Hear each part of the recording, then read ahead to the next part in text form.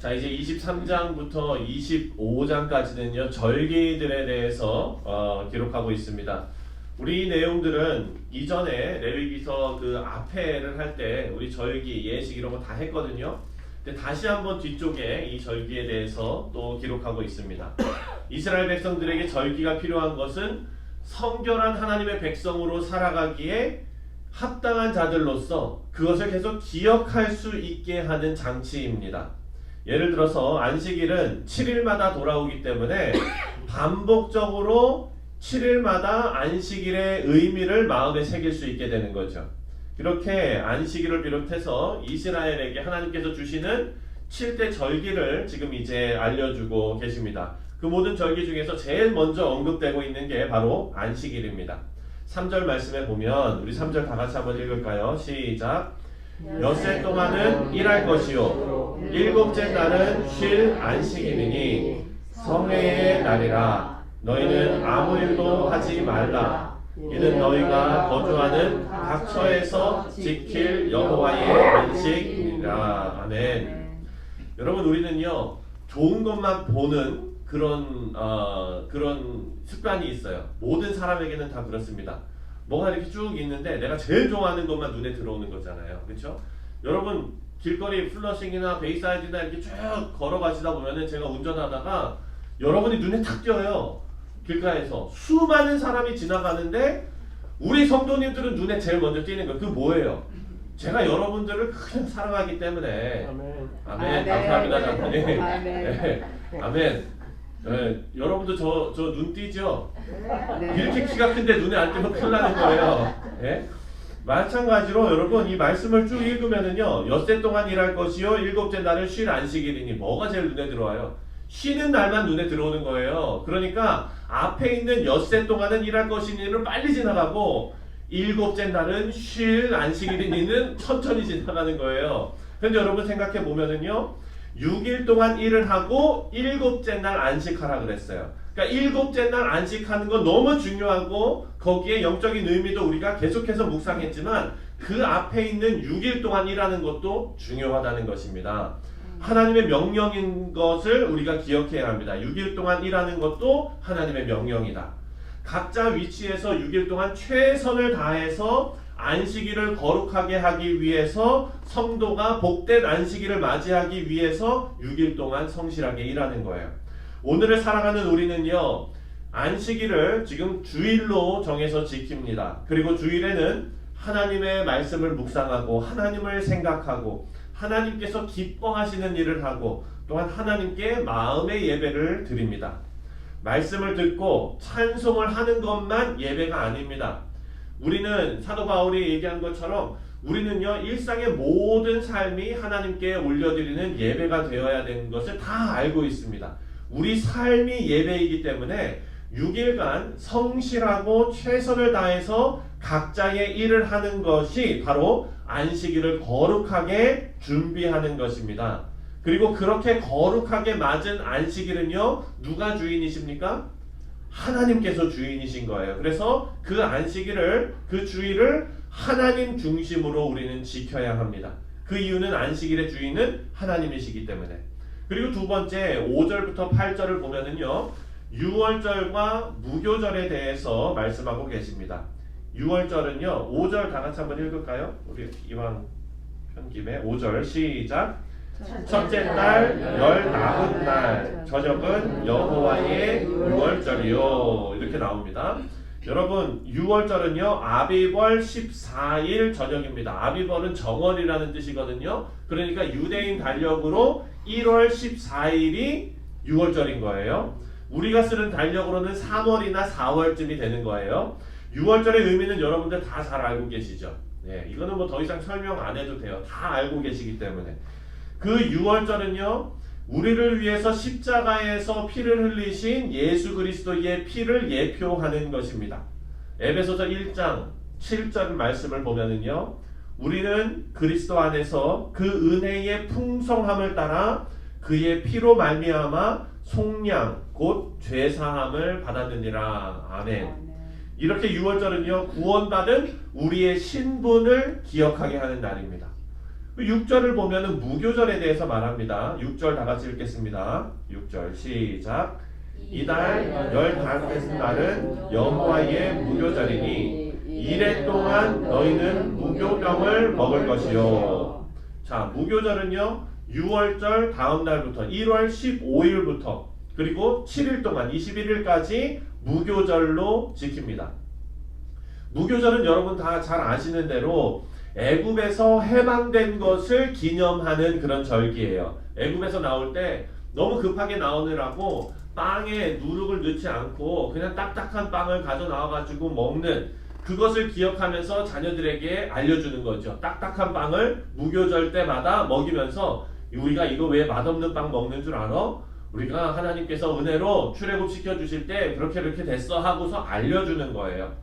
여기에도 영적인 의미가 있습니다. 우리가 레위기 얘기하면서 이전에 과즙 한번 생각해 보셨어요? 여러분 과즙. 예. 그 빵을 만드는데 과즙이 들어가면 그 빵이 쉽게 어떻게 된다 그랬어요? 쉽게 상한다 그랬죠. 그래서 성경에서 나오는 과즙, 누룩 이런 것은요 여러분 쉽게 부패하게 만들고 쉽게 상하게 만들기 때문에 그것이 의미하는 바는 고린도전서 5장에도 언급됐는데 바로 쉽게 부패하는 죄와 같은 성질을 바로 누룩에 비유합니다. 그래서 우리가 이것을 누룩을 넣지 않는 빵을 우리가 생각할 때 이스라엘 백성들을 6월절 그 은혜로 건져주시고 이스라엘 백성들을 이끌어내셔가지고 가나안으로 인도하시는 그 과정 가운데 누룩을 넣지 않는 빵이라는 영적인 의미는요 우리가 성결한 삶을 사는 거예요. 죄가 우리 가운데 섞이지 않은 성결한 삶을 앞으로 계속 살아가야 된다. 6월절을 통해서 예수님의 보혈의 은혜로 우리가 구원받은 백성이라는 것을 알고 그 다음에 누룩을 넣지 않는 빵이 의미하는 이 무교절은 이제부터 구원받은 하나님의 백성들이 죄가 섞이지 않은 과즙이 섞이지 않은 누룩이 섞이지 않은 성결한 삶을 살아야 한다라는 것을 알려주고 있습니다. 그리고 여러분 6월절은 며칠 지킵니까? 하루 지키죠. 무교절은 며칠 지킵니까? 7일 지키죠. 죄에서 해방된 6월절은 딱 하루 지킵니다. 하지만 성결한 삶을 살기를 강조하는 무교절은 7일 동안 지킵니다. 죄에서 구원받고 의롭다 칭해진 것은요 예수님을 통해서 단번에 이루어진 일입니다. 하지만 누룩이 들어가지 않는 빵 무교절은요 7일간 지키면서 우리가 거룩하고 성별된 삶을 사는 것은 지속적으로 계속해야 되는 일임을 또 알려주고 있습니다. 자, 그리고 10절과 11절을 보면은요 초실절을 말씀합니다. 10절과 11절 다 같이 읽겠습니다. 시작.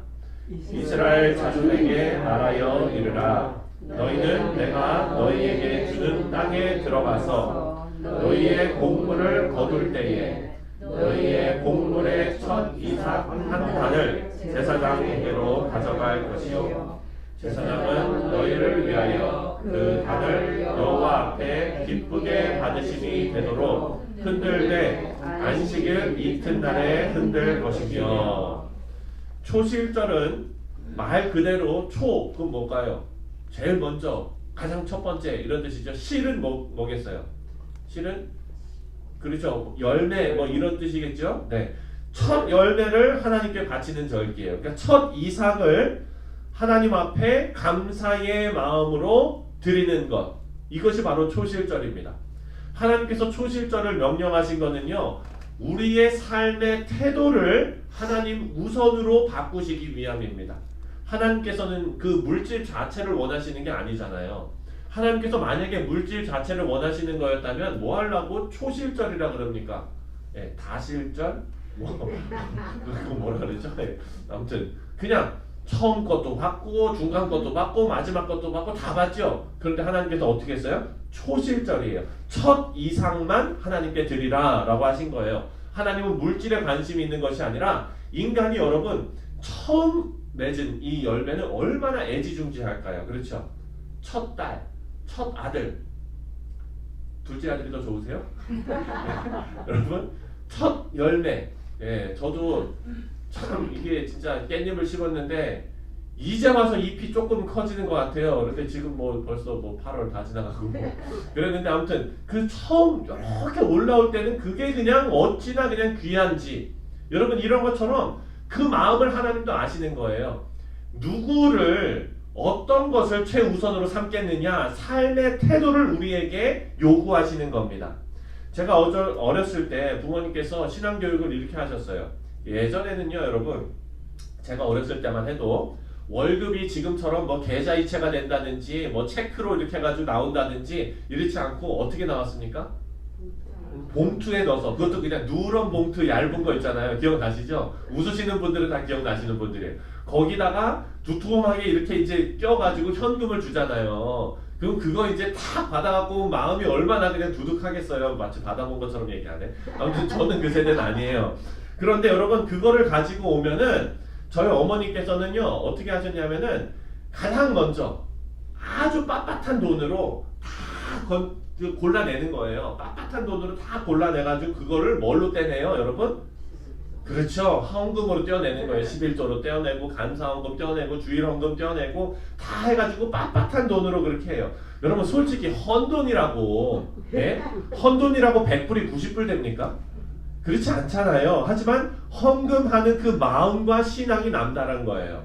다시 말해서 우리가 첫 열매이건 중간 열매이건 뭐 마지막 열매이건 그게 다 똑같지. 그런데 그 첫 열매를 하나님께 드리는 것은 뭐예요? 삶의 태도를 말하는 거죠. 저희 어머니는요, 어떠다 받으면 이제 신권이 없으면, 빳빳한 돈이 없으면은 그걸 또 들고 은행에 가세요. 은행에 가셔가지고 이거 신권으로 바꿔주세요 해가지고 주일날은 그렇게 또 그냥 그걸로 또 이렇게 하는 거예요.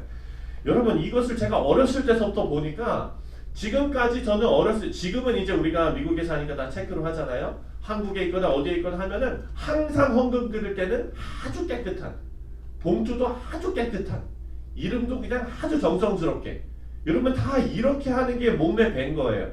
초실절을 드리는 자의 마음은 하나님을 최우선순위에 두고 하나님께 우선권을 드리면서 하나님의 주권을 인정하는 마음을 표현하는 것입니다.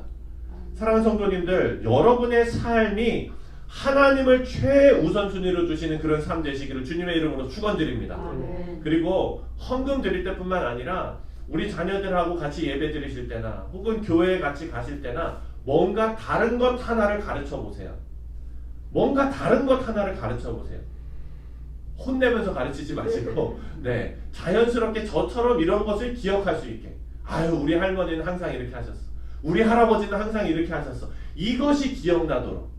이것이 여러분 초실절을 가르치는 것입니다. 절기를 가르치는 겁니다. 그리고 예직을 가르치는 겁니다. 그렇게 했을 때 하나님께서 그 아름다운 신앙에 부어주시는 하나님의 복이 있을 줄 믿습니다. 우리 사랑하는 성도님들, 오늘 하루 이 절기들을 주신 하나님의 마음을 기억하시고 그리고 우리의 마음이 온전히 하나님을 향할 수 있기를 주님의 이름으로 축원드립니다.